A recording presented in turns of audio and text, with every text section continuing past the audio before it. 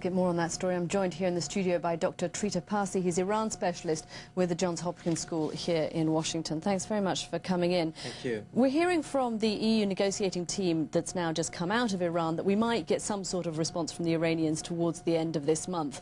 Is that a good sign, the fact that we could hear something quite so soon?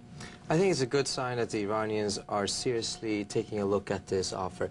What we know of the offer thus far is actually true, that it's not much new. But it does have one critical new component, which is that the Americans are also behind it more actively. Now, the question in Tehran is the American involvement just tactical or is it strategic? Is this something America is doing to come out of the isolation that the Bush administration found itself in when it was refusing to join the talks? Or is it more strategic in the sense that the Americans are going to go through this process in the long term to be able to find a larger accommodation with Iran?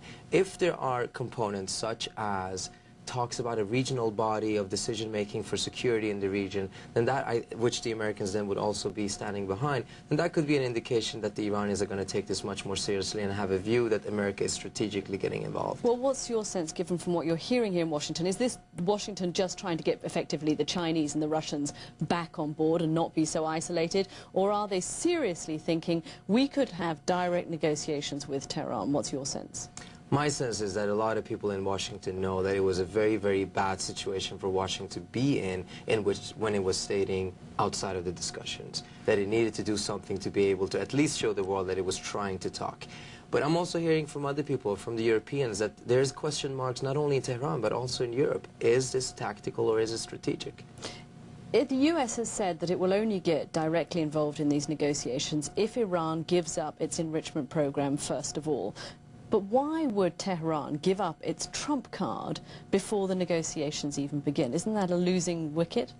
I think you're absolutely right. The Iranians are going to work very, very hard not to give it up, but they might be able to find a way to, for instance, stop enrichment, but not agree to the precondition. What, so sort of stall the program, Stall the program. Basically, they're not going to be conducting an enrichment, but that doesn't necessarily mean that they have agreed to the precondition. They just temporarily stopped it in order to be able to have the IAEA confirm that they're not doing it, but they do so without coming out and saying that we agreed to the precondition. But they're very, very eager to be able to get talks, to be able to test if the United States is strategically interested or only tactically. Dr. Parsi, thanks very much for joining us there.